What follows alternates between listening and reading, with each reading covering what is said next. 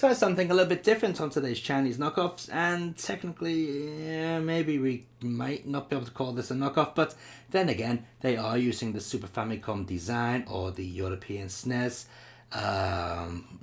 likeness without any official license, so yeah, it's still a knockoff.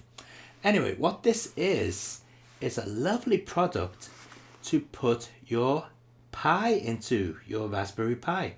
Now, I review a lot of these mini clones from China, and quite often is the case that the actual insides of the machine are complete rubbish, but the actual casing is really good. Now, the problem there is you don't really want to spend so much money on the case itself. Well, one company, maybe I've been watching these videos, and they've come out with the actual cases designed for Raspberry Pis. So let's take a look at this one, which was sent to us by Funny Root. I'll put a link in the video description down below if you're interested in getting one of these. I love the box, it's very, very nice. It does look like a real Super Famicom box. Now inside, it's tightly packed. I believe we get some tools in here as well. Okay, nothing else in the box. So there's the actual case. We'll take a look at that in a moment. Just put that to one side. Now at the bottom of the box we have screwdriver and assembly instructions.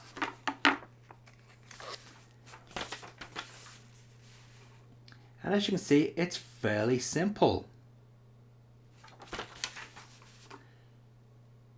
And yes, we do get a controller as well. Now I have actually used one of these retro flag controllers in the past, and I can tell you that these are actually really good controllers. They feel just like an official Super Nintendo or Super Famicom controller. The D-pad's nice on them, the start and select buttons are nice and firm. These buttons feel just as you'd expect. The shoulder buttons are a little bit different, but they do hold the positions in the corners up here. So you do actually click them on the corners like a real Super Nintendo pad. It's not a full-in click like some of these knockoffs. And the build quality is really good. It's very solid. And at the back we got the retro flag logo right there. And because these are USB controllers, you can use these on any PC or anything that's PC joypad compatible. They're really nice controllers. Okay, now let's take a look at the actual case. Yeah, we no, we don't need that. There's no screws in it. Okay, so here we are with the actual case, and just like the controller, it is extremely well built. It is solid. Look at that. There's no flexing at all. It's really well done. And what's even better about this, it's 100% fully functional, all the buttons. So your power button here will switch on the Pi.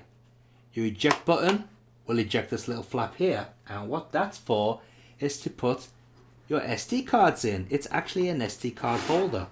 So just put your SD cards in there. In we go. And they're not going in. Is it micro SD cards? Oh, I'm an idiot. It says there, micro SD card holder. Can you see that?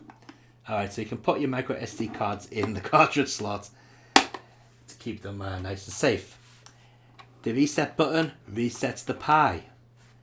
And the LED actually works as well. And I really love the way the USB controller ports are where the official controller ports would be on the machine. On the official machine, that is.